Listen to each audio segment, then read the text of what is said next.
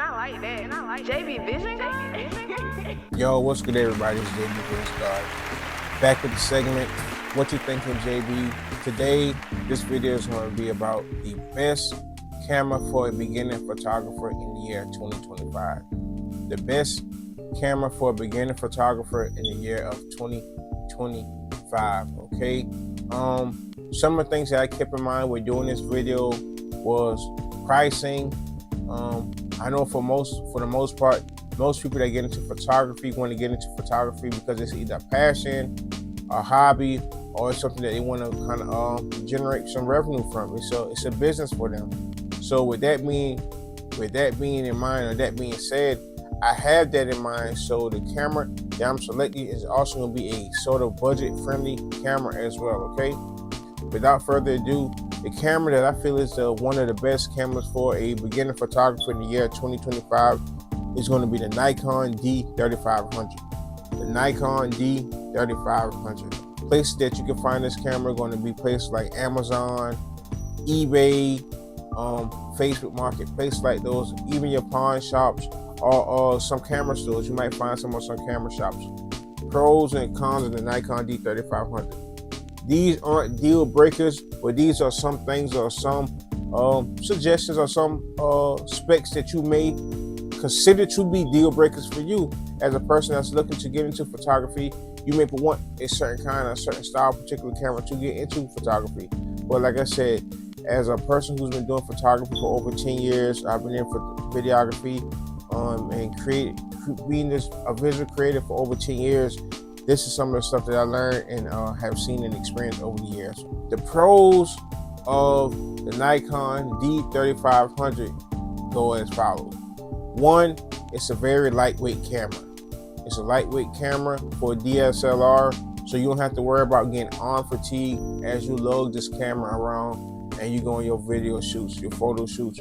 This camera, it comes with 1080p full HD, so you can get a real good, crispy, clean video quality as well. You know, it's nothing to be ashamed of. This camera is very good with videos as well.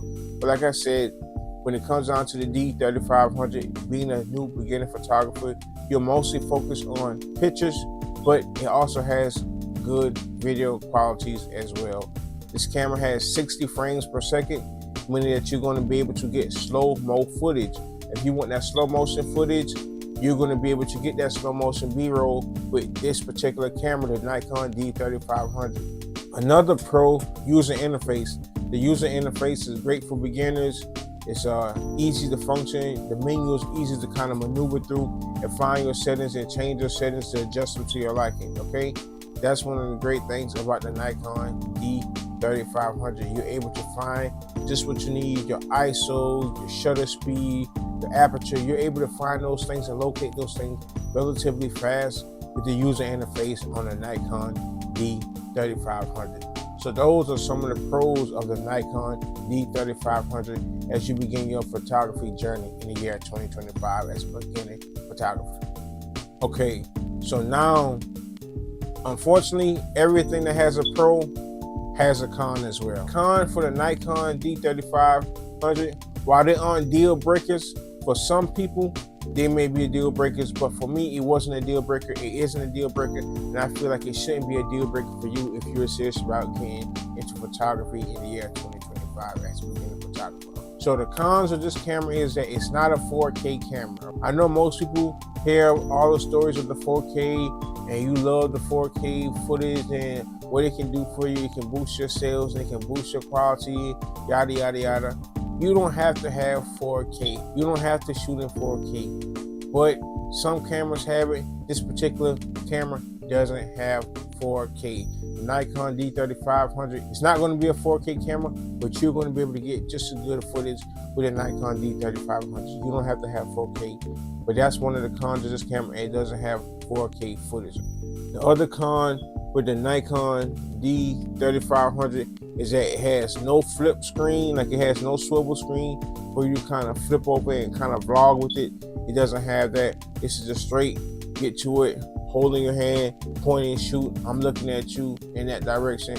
camera to take pictures with and take videos with. This camera does not have the swivel screen. It has a locked in place LCD screen, and it isn't touchscreen. It's not touchscreen as well. But I feel like as a beginner photographer, you don't need as many distractions, so you don't need the swivel screen, you don't need the touch screen. You need to be able to focus on what you're doing. You need to be able to focus on your technique, focus on your settings, focus on getting the basic fundamentals down right, understood, and then kind of grow and progress into getting more and more equipment.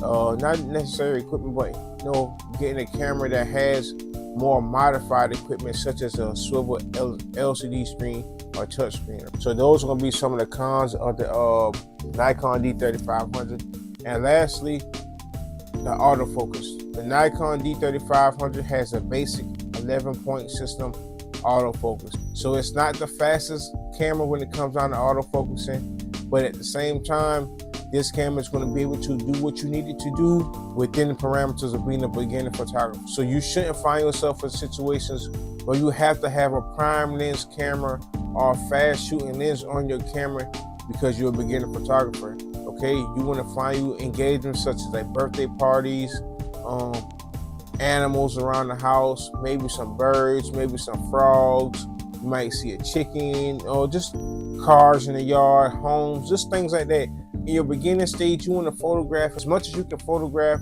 without having to compromise your equipment.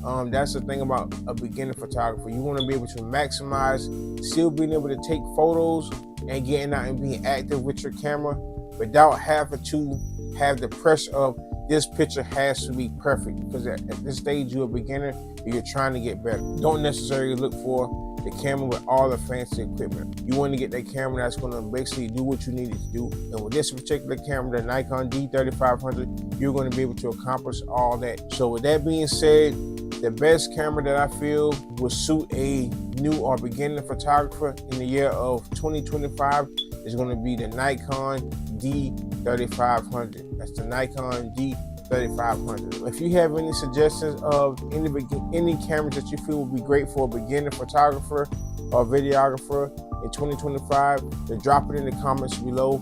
I may have also had that camera on my list, but this particular video right here is going to be about the Nikon D3500.